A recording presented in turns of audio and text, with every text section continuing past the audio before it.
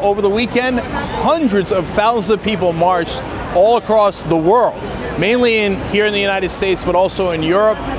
We had 1,500 people in Orlando, Florida. We had people in Fairbanks, Alaska, Burlington, Vermont, Rapid City, South Dakota, Denver, Cincinnati, and the list goes on and on. Here in New York, there was about 1,000 people in Times Square.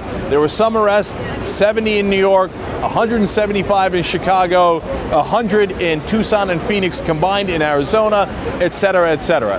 But I think the most important thing is that so many people are showing up in all the different places. Before, when it was just here, you got all the Republicans saying, oh yeah, these guys, they're nothing, they're not a big deal. But when you have 1,500 people show up in Orlando, all of a sudden that grabs everybody's attention. All of a sudden the politicians change their tune.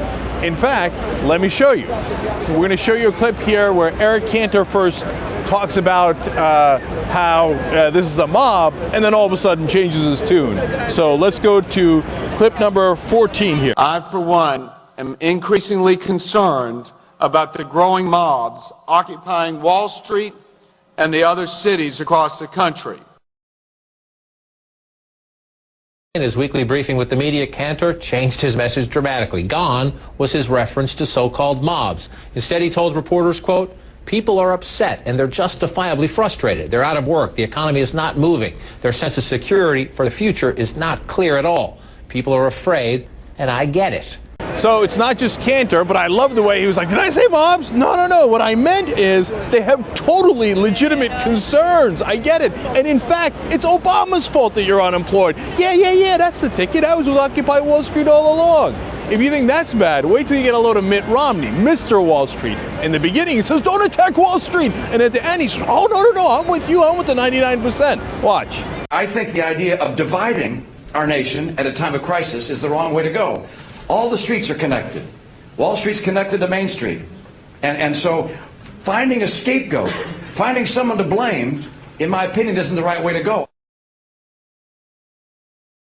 Yeah, as a matter of fact, I don't worry about the top 1%. I don't, instead of nights worrying about, gee, we need to help them. I don't think about that. I'm not worried about that. They're doing just fine by themselves.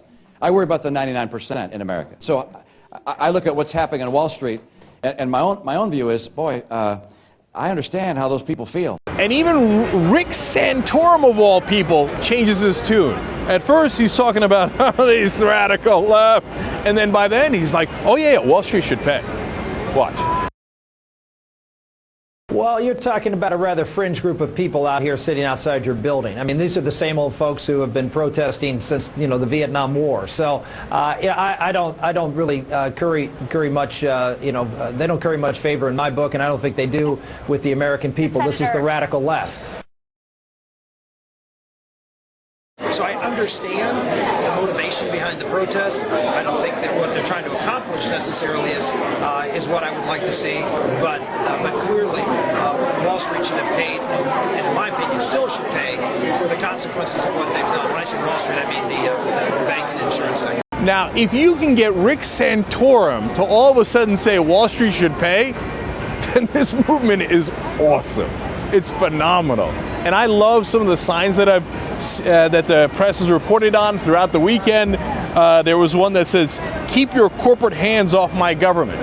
I think that's number one right there. That's fantastic. Because the whole point is not that we shouldn't have corporations, it's that they shouldn't take over our government. And so I think that's a perfect sign. Now there's other funny ones that of course the press will focus on, but like Mr. Obama, tear down that Wall Street. Now, they don't really want him to tear down Wall Street. They want him to regulate Wall Street so they don't rob us, right? But it's a funny allusion, of course, to Reagan's line. And you know what? The cavalry's arrived because now there are donations coming in from all across the country. So about 300 boxes a day are coming in. Soon on the Young Turks, we'll tell you how you can donate as well. So, and in fact, they've built up $300,000 in their bank account. Hey, look, man, all of a sudden the battle is joined because money can fight money. And it allows you to bring meals here. It allows you to do so much more. And we don't have the big backers. There's no Koch brothers backing this. The Koch brothers hate this, right? So if you give in the little donations, it goes a long, long way here. And by the way, of all the different donations, my favorite were the 20 swimming goggles. I was like, what do you need swimming goggles in a concrete park in New York for? Well, it turns out it's to keep out the pepper spray. And I was like, all of a sudden, a little genius. All of a sudden, the cavalry. So great movement throughout the whole country, also here in New York. And now everybody's joining in, and you got the politicians scared and all of a sudden talking about as if they're on your side, which is a great thing.